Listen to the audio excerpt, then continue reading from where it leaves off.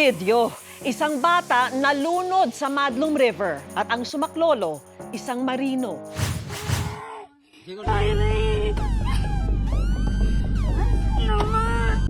Kwento ng tiyuhin ng batang si Joyri. May birthday celebration daw noon sa kanilang pamilya.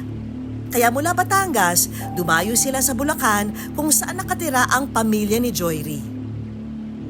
At doon naisipan nilang mamasyal sa Madlum River.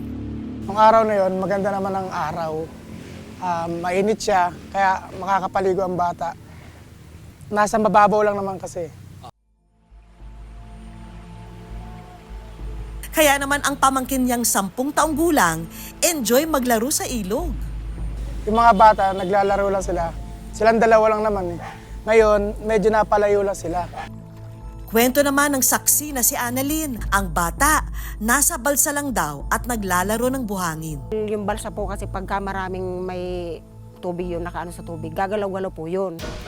Maya-maya pa, tila raw ito'y pumailalim at natrap sa balsang kawayan. At bigla na lang naglahong parang bula. Yung napailalong po yung bata ron sa balsa, kaya hindi siya makaalis doon sa balsa. Yun, doon na po siya na ng tubig, nakainom ng tubig.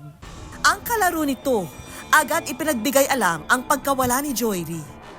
Ang ginawa ko, hindi na ako nagdalawang isip, tumalon agad ako, hinahanap ko agad yung bata para agad ko makita. Nung naglakad ako, may bumangga sa aking paa. Hanggang lig ko ang tubig, tapos ang burak niya hanggang tuhod.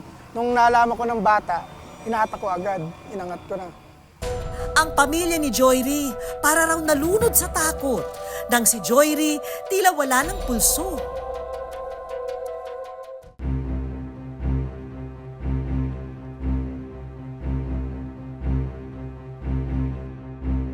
Sa bingit ng kamatayan, may good news na biglang lumutang. Nang 2 kawal marino ang nagkataong naroon din sa lugar at namamahinga. Napadaan lang po kami sa Madlum River kasi nagkandak po kami ng surveillance po sa area na yon na pwedeng paglanguyan ng tropa po. Nangingi na akong tulong para ma-revive na yung bata. Nang makita ang kaganapan, agad silang sumaklolo sa batang nalunod. Wala nang wala nang malay sir. Pinahiga po namin doon sa may kubo, sa may mesa para ibigyan po namin ng first aid po o ano po yung CPR po para ma-revive po yung bata. At para na nga raw eksena sa pelikula ang mga sumunod na nangyari. Mga oras na yon, ang bata, yung pagbuhat ko pala sa tubig, wala na. Ngayon, ipinamp ng sundalo. Siguro matagal din, mga 15 minutes din nila o 20 minutes na pinapump. Bigla na raw itong sumuka. Paano lang po kung anak ko yung nasa sitwasyon na yun. Kaya yun talaga po yung nag-motivate po sa akin.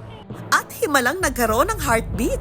Nung nakita ko po na pumitik yung kamay, sabay huminga po siya. Doon po ako nakaramdam ng, sabi ko parang sa feeling ko na parang ano ako ba na parang masaya na ganoon kasi bumalik yung hininga ng bata, lumaban talaga siya, na nakipagsapalaran po talaga siya. Ang pamilya raw noon ng bata, walang pagsidlan ang tuwang nadarama. Ang pinakamaganda nga na, nung nakarating ng ospital, hindi naman siya pinabayaan agad. Inasikaso. Ngayon, araw-araw, nagre-responde yung bata, recover na maganda. Nitong Martes lang, nakalabas na ng ospital si Joyri at kasalukuyan ng nagpapalakas sa kanilang bahay. Siyempre nakakatuwa kasi panibagong buhay na uli ng bata yun. Kaya kami nagpapasalamat din sa sundalo na handang tumulong na andun agad. Ganoon na lang daw kabilis ang pagresponde nila noon. Dahil bukod sa pamilya, inspirasyon din nila sa pagtulong ang sambayanang Pilipino. Lalo pat sa kanilang propesyon, likas na raw ang pagtulong sa kapwa. Sa ilang taon nila sa serbisyo, nakapagsagip na rin daw sila ng ilang tao. Ika nga, mga hulog ng langit. Samantala, ang ina ni Joyri, malaki raw ang utang na loob sa mga makabagong bayani. Kaya nagpadala siya ng mensahe sa dalawa bilang pasasalamat.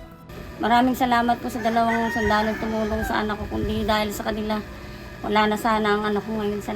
Maraming salamat po sa kanila dalawa. Joyri, magpagaling ka.